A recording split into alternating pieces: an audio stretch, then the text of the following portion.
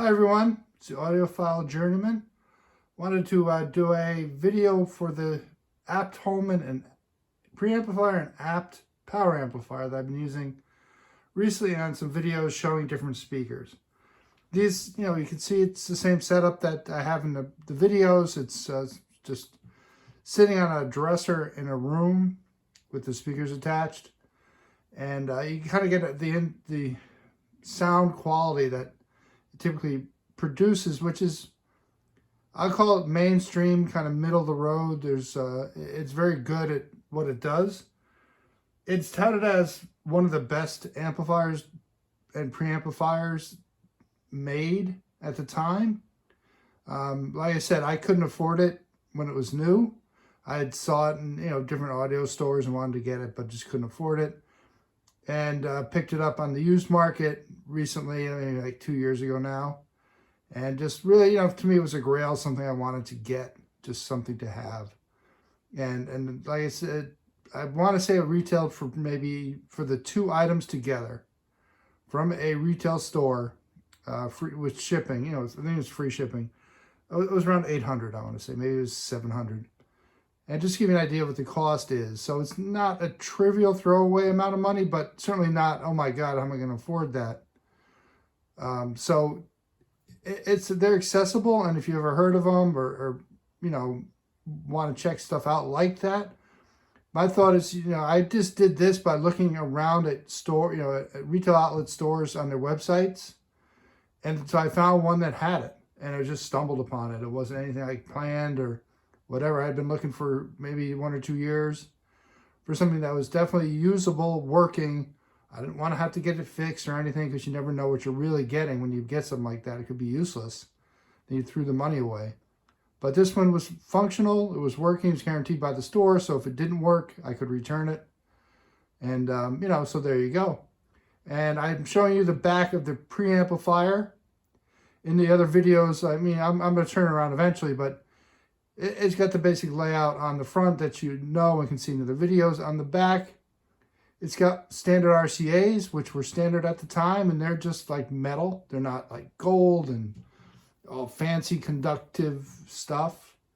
And the same thing on the left side as you're facing this, over on this side here. I don't know if you see my hand in there. It's got the balance. It's got the standard plugs built right in.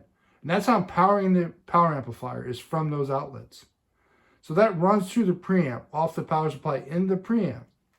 And that was designed that way. And many things in this time period of the late 70s, early 80s, had that design where you could plug in the back of a preamp or whatever, and it's controlled.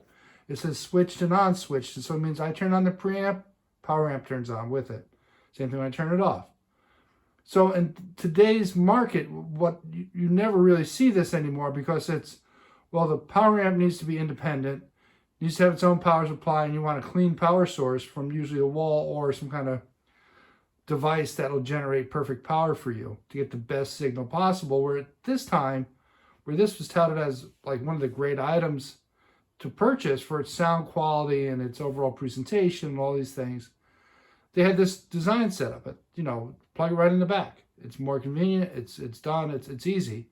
And the on switch, you could power, let's say, a tape deck or something else and have it external, just plug it into this. So I never really had anything else that did this to this level.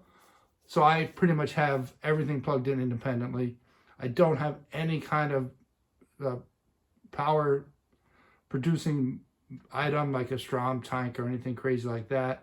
People do swear by them. I'd have to go demo them to really understand how they work and how they can make a sound difference.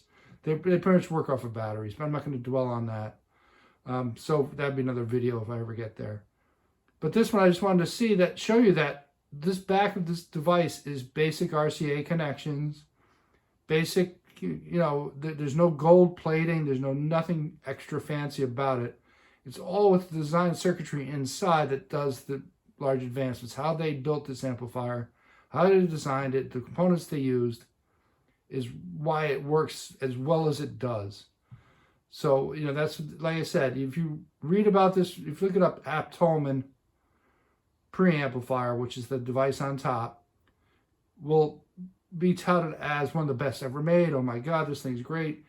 And read those articles. I cannot speak to that stuff, where it's design differences or anything else. I just know it does sound good.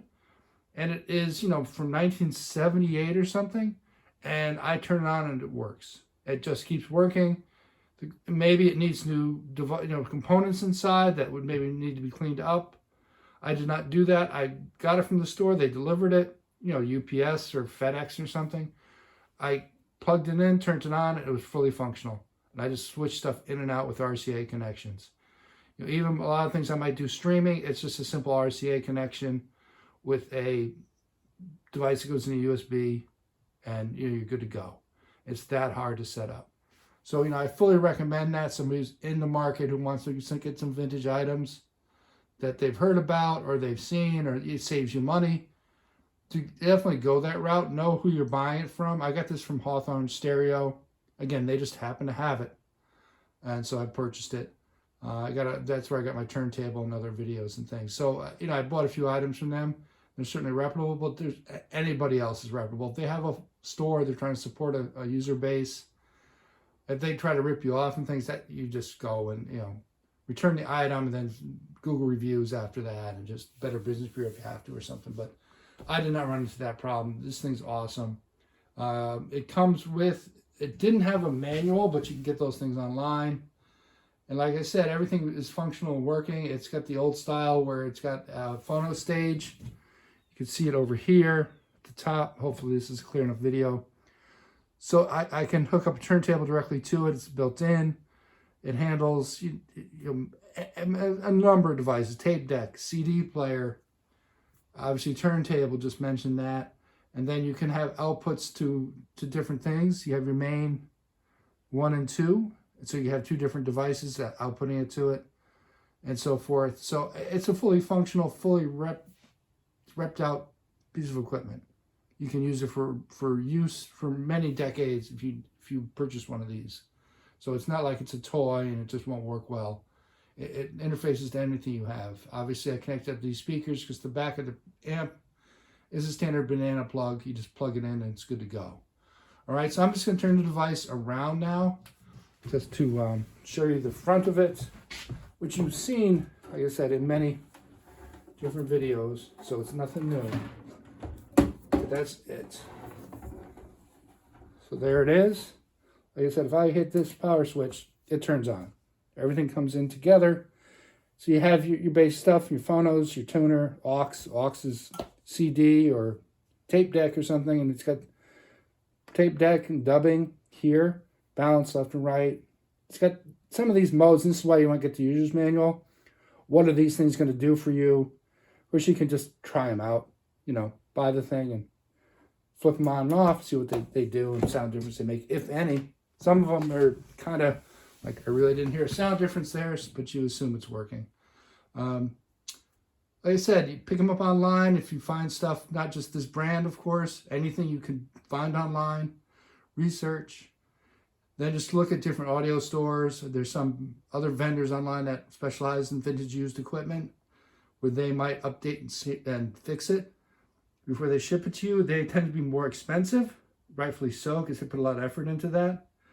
And so that's a call you make for yourself if you want to put the money into a piece of vintage gear. It will never sound probably as good as out of the box day one, because it's been 40 years. So things will deteriorate and won't sound potentially as good as a modern piece of equipment, but it will cost less. And if it's something that you're interested in because you've heard about it, you can get something that's like a piece of artwork. If you want to even take it that far, it's something that holds prestige, given its lineage and its history. So, so there you go. Hopefully you enjoy the videos I've made off of this. I'll make some more. I have different preamplifiers to try with it, so I might try that out. And the same thing, I have different amplifiers I can try with this preamp. I'll try to find some that truly sound different. So I'm not just putting out videos to put out videos because where you don't hear a sound difference, because then it's kind of uneventful. It's just all sounds the same. So I'll choose different music too going forward. I just did that Purdy track because it's kind of dynamic and interesting, and it's easy to fun to listen to. So hope you like that as well. All right. So have a good one, and I'll be back in the future shortly with more video and more content. Thank you. Bye.